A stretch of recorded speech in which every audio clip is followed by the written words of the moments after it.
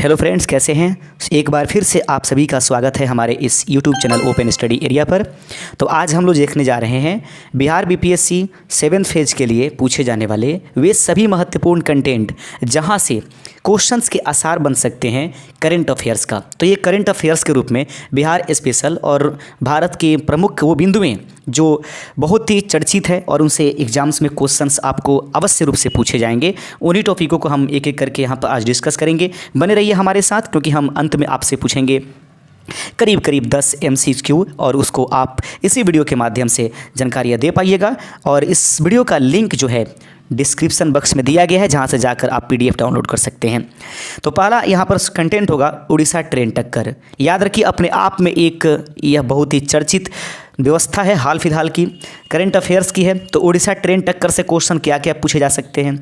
Orissa train टक्कर जो है 2 जून 2023 को घटित होने वाली भारत की सबसे बड़ी ट्रेन दुर्घटना है और पूरे विश्व में देखे जाएं तो यह दूसरा विश्व का सबसे बड़ी ट्रेन दुर्घटना है। कारण इसका क्या रहा, पटरी से उतरना और प्लस दोहरी टक्कर। यह कहाँ पर घटित हुआ, तो बालेश्वर उड़ीसा बहाना बाजार रेलवे स्टेशन। बहुत इंपॉर्टेंट है कि 2023 का उड़ीसा ट्रेन टक्कर जो है 2 जून 2023 को संपादित होता है। पटरी से उतरने के कारण तथा दोहरी टक्कर इसका मुख्य कारण है।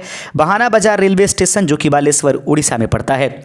इनमें से कुछ भी अगर पूछ दे तो सबसे ज़्यादा इंपॉर्टेंट कि वह किस स्थान पर हुआ था, तो बहाना बाजार रेलवे स्टेशन बालेश्वर उड़ीसा में। इस संबंध में हम जोड़ते चले कि यह रेलवे दुर्घटना अब तक की सबसे बड़ी रेल दुर्घटना है भारत में। याद रखेंगे 1995 में फिरोजाबाद में ऐसी ही दुर्घटना हुई थी, जिसे प्रायः कहा जाता है कि उससे भी ज़्यादा भयानक जो रेल दुर्घटना हुई है वह बालेश्वर रेल दुर्घटना हुई है। दोस्तों आगे बढ़ते चलते हैं। अगला बिंदु है कि अब तक दुनिया का सबसे बड़ा कंटेंट को जोड़ लेते हैं, मज़ा आएगा, यानी कि समझ पाएंगे आसानीपूर्वक। 2004 की श्रीलंका सुनामी ट्रेन दुर्घटना के बाद यह दुनिया का सबसे बड़ा ट्रेन दुर्घटना है और भारत की सबसे बड़ी ट्रेन दुर्घटना भी यही रही है। तो याद रखेंगे 2004 की श्रीलंका सुनामी ट्रेन दुर्घटना, इसमें सुनामी में ट्रेन कहाँ चली गई कुछ ठिकाना नहीं पड़ा। यह अपने आप में एक दुखद समाचार है और ये दुखद बातें हैं, क्योंकि इसमें लगभग 1700 से अधिक जो है लोग मतलब पता ही नहीं चला कि वो कहाँ गए। इस प्रकार से ये न पता हो गए थे। ये आंकड़े हैं सरकारी, जैसे कि इस दुर्घटना में ट्रेन दुर्घटना उड़ीसा वाला में बताया जाता है कि 280 से अधिक जाने गई, जो कि आप सभी जानते हैं कि सरकारी आंकड़े हैं, जो कि फैक्ट नहीं है। ये सभी रिजर्वेशन वाले लोग होंगे और सोचिए जनरल में कैसे लोग मरे होंगे। ट्रेन जो आपस में टकराई थी उनकी संख्याएं 3 थी। याद रखेंगे 3 ट्रेन थी। पूछा जा सकता है आपको एग्जाम्स में कि बताइए कौन कौन सी ट्रेनें हैं जो उड़ीसा ट्रेन दुर्घटना में टकराई थी। तो याद रखेंगे वे ट्रेन थी, पहली तो एक मालगाड़ी लगी हुई थी 14-8-41, ये याद रखने की जरूरत नहीं, ये ट्रेन नंबर थी। सबसे ज़्यादा याद रखना है मालगाड़ी कोरोमंडल एक्सप्रेस, ये दोनों हो गई। और उसके बाद बेंगलुरु हावड़ा सुपरफास्ट एक्सप्रेस, याद रखिएगा बेंगलुरु हावड़ा सुपरफास्ट एक्सप्रेस, बिल्कुल ध्यान रखिएगा। Bengaluru Howrah superfast express, Coromandel express और मालगाड़ी, ये तीनों के टकरा जाने से यह दुर्घटना हुई है, जिसमें कई लोग मारे गए हैं। याद रखिए कहा जाता है 6 जून 1981 को बिहार की सबसे बड़ी रेल दुर्घटना हुई थी, क्योंकि हो सकता है कि क्वेश्चन पूछ दे कि जैसे उड़ीसा में रेल दुर्घटना हुआ उसी से जुड़ता हुआ एक रेल दुर्घटना बिहार में भी हुआ था। इससे भी कभी कभी कहा जाता है कि यह जब फिरोजाबाद वाली जो घटना है वो अगर नहीं दे और यह दे दे तो याद रखिएगा यह मतलब भारत का दूसरी सबसे बड़ी रेल दुर्घटना होगी। तो आप समझ लीजिएगा कि 6 जून 1981 को बिहार की सबसे बड़ी रेल दुर्घटना हुई, जब एक पैसेंजर ट्रेन बागमती नदी में गिर गई। याद रखेंगे बागमती नदी में गिर गई थी एक पैसेंजर ट्रेन, सहरसा मानसी रेलखंड धामारा। याद रखेंगे सहरसा मानसी रेलखंड धामारा घाट पुल संख्या 51 से टकरा कर नीचे गिर गई थी। हो सकता है हर चीज़ से अलर्ट रहा जाता है एग्जाम्स में, कुछ कंटेंट जोड़ दे तो क्या करिएगा फिर। देख लीजिए दोस्तों, अगला बिंदु हम आएंगे नया संसद भवन। इससे क्वेश्चंस करंट अफेयर्स में बिहार बीपीएससी एग्जामिनेशंस में बन सकते हैं, इसलिए इसको हम दूसरे नंबर पर रखे हैं। यह पार्ट नंबर 1 होगा। लगातार बीच बीच में हम करंट अफेयर्स भी देते चलेंगे। उसके बाद कुछ ही दिनों में हम प्रैक्टिस सेट लेकर चलेंगे। कल से जो है साइंस को आगे बढ़ाने की कोशिश करेंगे। नया संसद भवन, याद रखेंगे नया संसद भवन सेंट्रल विस्टा प्रोजेक्ट का एक हिस्सा है। 22,000 जो करोड़ रुपये, 22,000 या 22 करोड़ रुपये जो हैं उसके अंतर्गत सेंट्रल विस्टा प्रोजेक्ट रखा गया है। तो नया संसद भवन जो बना है वो नया संसद भवन सेंट्रल विस्टा प्रोजेक्ट का एक हिस्सा रहा है। अब देखेंगे संसद भवन जो नया बन करके तैयार हुआ वो देखने में कैसा है, तिकोना है। आधारशिला कब रखी गई, 10 दिसंबर 2020 को। बहुत इंपॉर्टेंट है, याद रखिएगा कि नया संसद भवन देखने में तिकोना है। आधारशिला हमारे देश के प्रधानमंत्री नरेंद्र मोदी ने 10 दिसंबर 2020 को रखा। उद्घाटन कब किया गया, 28 मई 2023 को माननीय देश के प्रधानमंत्री नरेंद्र मोदी के द्वारा। तो याद रखेंगे तिकोना उद्घाटन कब हुआ, 28 मई 2023 को। इंपॉर्टेंट फैक्ट यहाँ पर ये लगेगी कि नया संसद भवन में लागत कितना आया। तो देखिएगा नया संसद में लागत दो प्रकार के हैं। बोली लागत थी 862 कुछ करोड़, तो इसको हम लोग 862 करोड़ लागत थी, लेकिन लागत के बाद भी इसमें बहुत ज़्यादा खर्चे आ गए, वह बढ़ करके 1200 करोड़ रुपए हो गई। याद रखेंगे तो नया संसद भवन जो बन करके तैयार हुआ उसकी बोली लागत कितनी थी, 862 करोड़, वहीं पर वास्तविक लागत 1200 करोड़ रुपए हो गए। ये टेंडर किसको मिला था, याद रखेंगे जो संसद भवन है उसका टेंडर किसको मिला, टाटा प्रोडक्ट्स लिमिटेड कंपनी। बहुत इंपॉर्टेंट है, टाटा प्रोडक्ट्स लिमिटेड कंपनी को जो नया संसद भवन है उसका क्या मिला था, टेंडर मिला हुआ था। महत्वपूर्ण बिंदु है कि नया संसद भवन का स्थान कहाँ है। तो नया संसद भवन पुराने संसद भवन के पास ही है, जिस प्लेस का नाम है एस्नॉट प्लेस, नई दिल्ली। कनॉट प्लेट याद रखेंगे, एस्नॉट प्लेट नहीं। नया संसद भवन पुराने संसद भवन के पास है जो कि कनॉट प्लेस, नई दिल्ली में बना हुआ है। अगर देख ले कि नया संसद भवन कुल कितने क्षेत्र में बना, तो 65,000 इकाई दहाई सैकड़ा हजार और क्या 10 65,000 मीटर स्क्वायर। सही आंकड़ा दे दे तो 64,500 मीटर स्क्वायर में बना हुआ है। दोनों एक बार में नहीं देगा, याद रखिएगा मैक्सिमम 65,000 मीटर स्क्वायर क्षेत्र में बना हुआ है कर्नाट प्लेस, नई दिल्ली में नया संसद भवन। प्रमुख फैक्ट संसद भवन से क्या है कि लोकसभा के इसमें कुल कितने व्यक्ति बैठ सकते हैं। तो लोकसभा की अधिकतम सीट जो नया संसद भवन है उसमें 888 रखे गए हैं। वहीं पर अगर राज्यसभा में देखें तो 384 सीट की व्यवस्था की गई है। संयुक्त रूप से लोकसभा जो है दोनों सभाओं को माने हेल्ड कर सकता है, उन दोनों को देख सकता है। इस तरह से संयुक्त सत्र के लिए हमारे जो संसद भवन है उसमें 1272 सीटें रखी गई हैं। तो 1272 सीटें संयुक्त सत्र के लिए बनाया गया है। याद रखेंगे कहता है कि संयुक्त सत्र के लिए 1272, यह संसद भवन जो नया बनकर के तैयार हुआ है वह 4 मंजिला है। याद रखेंगे नया संसद भवन 4 मंजिला है, इसमें 3 दरवाजे हैं। याद रखिएगा कितने दरवाजे हैं, 3 दरवाजे। इन दरवाजों के नाम है ज्ञान द्वार, शक्ति द्वार और कर्म द्वार। याद रखेंगे कुछ देगा कि निम्नलिखित में से कौन सा वो है जो नए संसद भवन का एक द्वार नहीं है। तीनों दिया गया होगा और तीसरा ना दिया होगा, एक नहीं दिया होगा, तो उस समय आपको करना होगा। कोई भी व्यक्ति चाहे वो सांसद हो या कोई अन्य व्यक्ति हो, यदि वो संसद भवन में जाना चाहते हैं तो उनको बायोमेट्रिक सिस्टम द्वारा प्रवेश करना पड़ेगा। उनको थंब और अपने आँख का स्कैनिंग कराने के बाद ही जाकर के अंदर प्रवेश करना होगा। इसको बायोमेट्रिक सिस्टम कहा जाता है। एक बहुत इंपॉर्टेंट है सेंगोल। याद रखेंगे सेंगोल बहुत इंपॉर्टेंट है। सेंगोल में देख लीजिएगा, यह आज़ादी का एक प्रतीक चिन्ह है जिसे अंग्रेजों ने नेहरू जी को स्थानांतरित किया था, जिसका अर्थ सत्ता स्थानांतरण होता है। अब इसे नए संसद भवन में लोकसभा स्पीकर के आसन के पास रखा गया है। याद रखेंगे अभी तक यह सेंगोल इलाहाबाद के एक संग्रहालय में रखा गया था। तो दोस्तों मैं बता दूं कि जब अंग्रेज यहाँ से गए तो 14 अगस्त 1947 को माननीय देश के प्रधानमंत्री, पूर्व प्रधानमंत्री पंडित जवाहरलाल नेहरू को इन्होंने सेंगोल दिया और सेंगोल देकर के एक प्रतीक चिन्ह दिया, जिसको दिल्ली में अपने आवास में बहुत दिन तक पंडित जवाहरलाल नेहरू रखे। बाद में उन्होंने आनंद जो संग्रहालय है इलाहाबाद का उसमें इनको दे दिया था, जिसको अब तक यहाँ पर रखा गया था। और नरेंद्र मोदी की सरकार ने यहाँ पर इसको लोकसभा में ला करके स्थापित कर दिया, संसद में लाकर उन्होंने इसको रख दिया है। एक और इंपॉर्टेंट क्वेश्चन मतलब पॉइंट है आईपीएल 2023। याद रखेंगे ये सभी एक एक करके हम आपको पढ़ाने की कोशिश करेंगे। वीडियो का पूरा जो लिंक है वो पूरा इसका पीडीएफ का लिंक डिस्क्रिप्शन में है। और दूसरी बात ये, यदि चैनल पर नए आ रहे हैं तो चैनल को सब्सक्राइब कीजिए। दोस्त आप लाइक करना भूल जाते हैं, आप लोग के लिए इतना मेहनत करते हैं, सब्सक्राइब नहीं करते हैं। प्लीज़ सब्सक्राइब कीजिए, हम आप ही लोग के लिए लगातार मेहनत करते हैं। किसके लिए कर रहे हैं? अगर आप हमको थोड़ा सा सहयोग कर दीजिएगा तो फिर क्या जाता है, हम भी आपके नाम लेंगे। ऐसे नहीं आपका सिलेक्शन हो जाएगा। पूर्ण रूप से हमारी कोशिश रहेगी कि आपकी सिलेक्शन 100% हो जाए। याद रखिएगा, तो इसके बदले में एक सब्सक्राइब तो कर सकते हैं दोस्त, एक लाइक तो कर सकते हैं। पुरुष आईपीएल 2023 पुरुष आईपीएल 2023 जो है यह आईपीएल का 16वां संस्करण है। याद रखेंगे, पुरुष आईपीएल 2023 पूछा जाएगा कि कौन सा संस्करण था, तो 16वां। यह 31 मार्च से 28 मई तक के बीच में खेला गया है। कुल टीमें इसमें भाग ले रही थी 10, कुल मैच 74 हुए। आईपीएल 2023 का फाइनल जो है वह नरेंद्र मोदी स्टेडियम अहमदाबाद में हुआ था। याद रखते चलेंगे, विजेता टीम यहां पर चेन्नई सुपर किंग है जो 5वीं बार इस खिताब को जीती है। वहीं पर उप विजेता टीम गुजरात टाइटंस जो कि इसके पहले का विजेता टीम थी। याद रखेंगे, तो कुल match 74 IPL 2023 Narendra Modi stadium Ahmedabad में खेला गया। विजेता चेन्नई सुपर किंग है, 5वां संस्करण, उप विजेता गुजरात टाइटंस। कैप की बात कर लेते हैं, तो आईपीएल में 2 प्रकार की कैप होती है, एक पर्पल कैप होता है, एक ऑरेंज कैप होता है। तो इस बार 2023 का ऑरेंज कैप आईपीएल का किसे मिला? शुभमन गिल, जिन्होंने सबसे अधिक आईपीएल 2023 में रन बनाया, 890 रन। इन्हें मैन ऑफ द सीरीज का भी अवार्ड दिया गया है। तो पूछा जाएगा आईपीएल 2023 का मैन ऑफ द सीरीज का पुरस्कार किसे दिया गया? वह दिया गया शुभमन गिल को। पर्पल कैप जो है गुजरात टाइटंस के रहने वाले एक फास्ट गेंदबाज मोहम्मद शमी को दिया गया, जिन्होंने कुल 28 विकेट लिए। आगे बढ़ते चलते हैं, मैन ऑफ द मैच जो है फाइनल मैच का वह दिया गया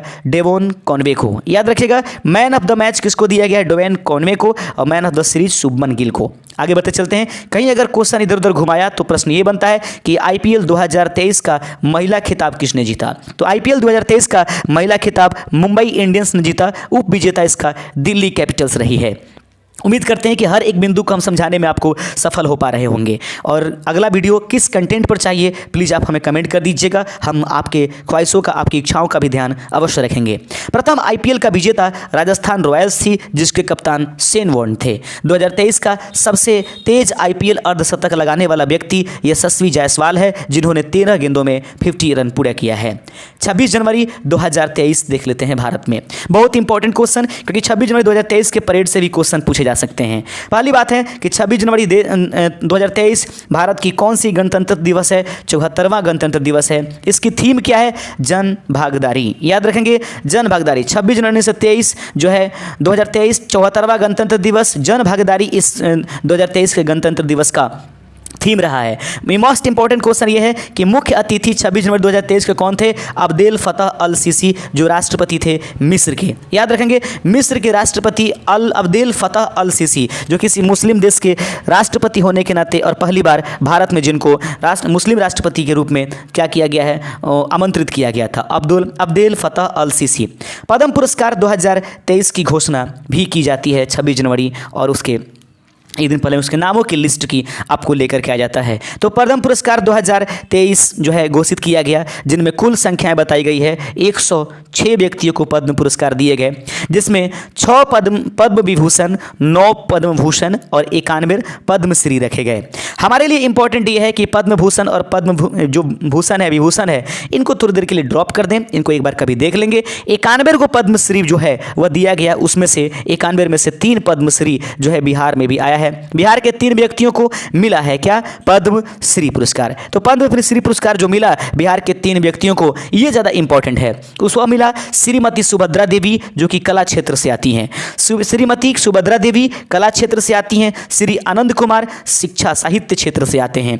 वहीं पर श्री कपिल देव प्रसाद ये कला क्षेत्र से आते हैं। तो याद रखिएगा, 26 जनवरी 2023 या फिर 2023 का पद्मश्री पुरस्कारों की घोषणा जब हुई, उसमें कितने बिहार के लोग शामिल थे? तो श्रीमती सुभद्रा देवी, श्री आनंद कुमार और श्री कपिल देव, ये 3 व्यक्ति जो हैं जो पद्मश्री 2023 इनको प्राप्त हुए हैं।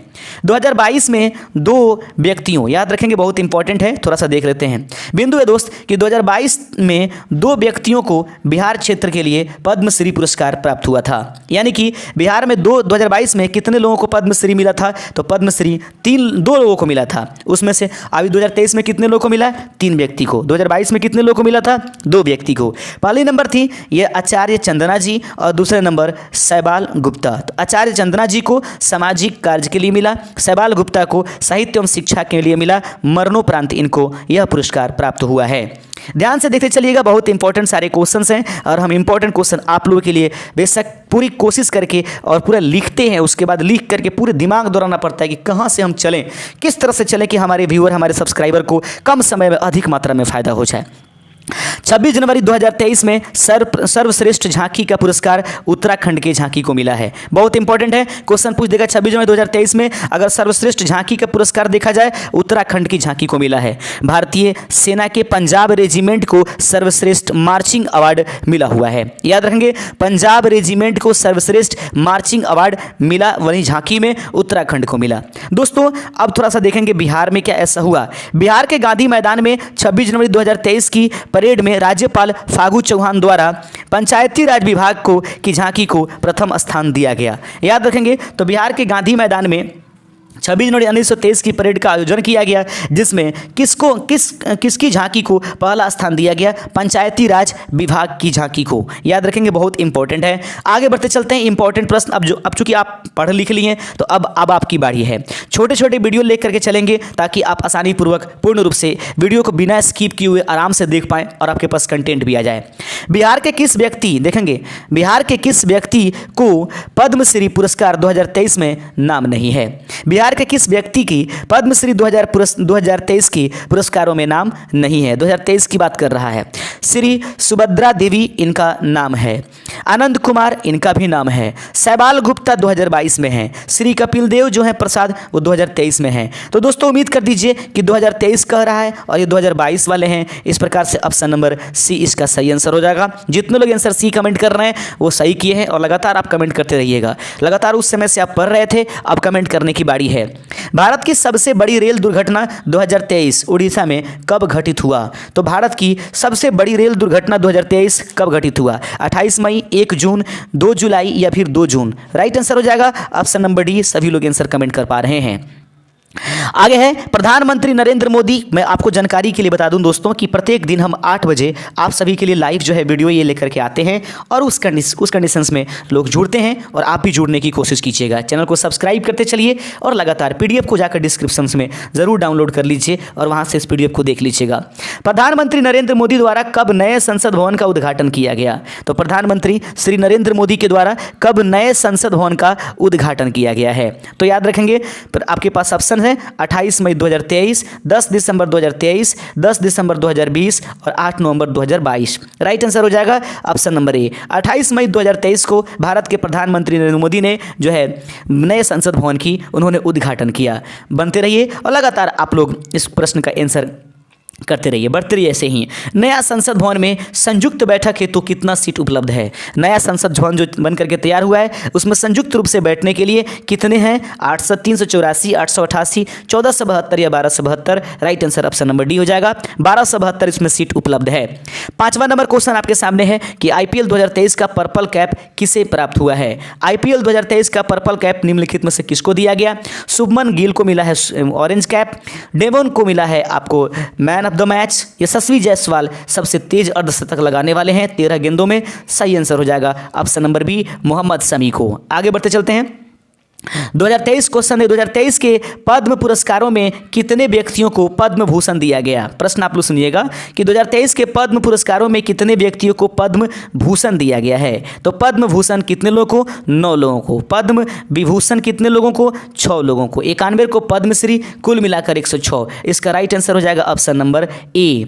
7वां नंबर क्वेश्चन देख लीजिए। प्रश्न कहता है कि महिला IPL WIPL वुमेन 2023 की उप विजेता टीम निम्नलिखित में से कौन है? तो महिला IPL 2023 की उप विजेता टीम कौन है? मुंबई, गुजरात, लखनऊ या नॉन ऑफ दीज? तो आंसर कमेंट करते चलिएगा। जी हाँ, कुछ लोग आंसर कमेंट भी कर रहे हैं, कुछ लोग का गलत भी आ रहा है। मुंबई जो है जो विजेता है, हमने पूछा है उप विजेता। राइट आंसर हो जाएगा नॉन ऑफ दीज, क्योंकि दिल्ली कैपिटल्स उसकी क्या थी? उप विजेता टीम थी।